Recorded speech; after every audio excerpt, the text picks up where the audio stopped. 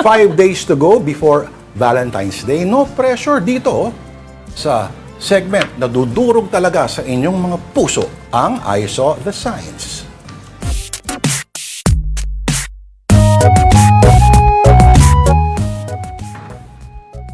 Today's edition is Who's Afraid of Valentine's Day? Bakit yun naman kinakatakutan ng araw ng mga puso? Sige nga, silipin na nga natin.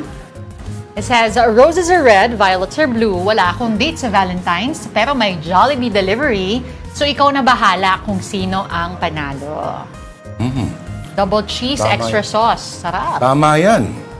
Para order ka lang ng order ng ganyan, ang ending, kasi laki mo si Jollibee, maraming yayakap sa'yo ng mga bata. Ah, yun pala Parang mascot na yung tiyan mo. Hindi, pero Diba? kanya-kanya namang source of happiness talaga, no? But, Kasi may iba na feeling nila, magka-jowa lang daw sila, yun na yung nila, kulang lang sa buhay nila. Gaya ng nasabi ko sa unang bahagi ng ating programa, tingin muna. The unexamined life is not worth living. So, yun lang ba talaga ang secret? Baka nga magka-leche-leche pa buhay mo dahil sa pag-ibig. ganun ba yun? Oo. Basta i-examine ang sarili, examine ang potential partner. Ganito lang yan.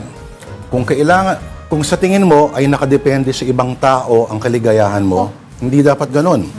Bago ka pumasok sa isang relasyon, dapat siguraduhin mo na ikaw muna mismo ay kumpleto Correct. at masaya.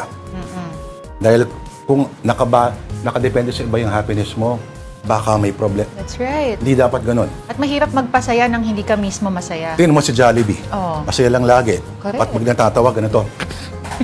Walang sound. Ay, can you imagine yung tawa ni Jollibee? Nakakatakot yun, ha? Ay, naku, buti Ay, pala pinaalala mo. Oo. Yung nagde-deliver sa akin ng dyaryo, si Ginoong Aaron Revilla, batiin mo naman. Ay, hello, Sir Lagi raw Aaron siyang nanonood. Revilla? Oo, kahapon ko lang nakausap, matagal na siya naghahatid ng dyaryo sa akin. Lagi raw siyang nanonood at hinihintay ka niyang umalak. Ay, sige, mamaya hahalakhak pa tayong ulit. Si Rebo na rin, batiin Si natin. Rebo, hi Rebo! Hi Sir Aaron! Thank you for watching po. O sige, At sa cable siya nanonood talaga, sa Signal. thank you very much for your support po. Sana ma-enjoy nyo ang ating I Saw the Signs. Pakita natin ang ating second sign. Wala kang red rose ngayong Valentine's. Tara, red horse tayo. Mas maganda bagay rin dyan yung Valentine's. Whiskey. Pwede. At ito naman, finally, sa lahat ng pinipilit alisin ng February 14 sa buhay this year, ito ang sa inyo.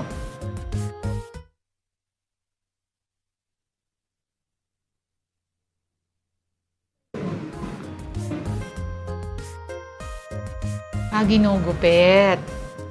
Mali yan, dati hindi gunting ginamit yun dyan. Oh. Dapat blowtorch. Ayun lang. Yung susunod na buwan, 14 ulit. Tingin siya, oh. Te, Wag, kung ganyan ka kasungit, hindi ka talaga magkakaroon ng pag-ibig yan.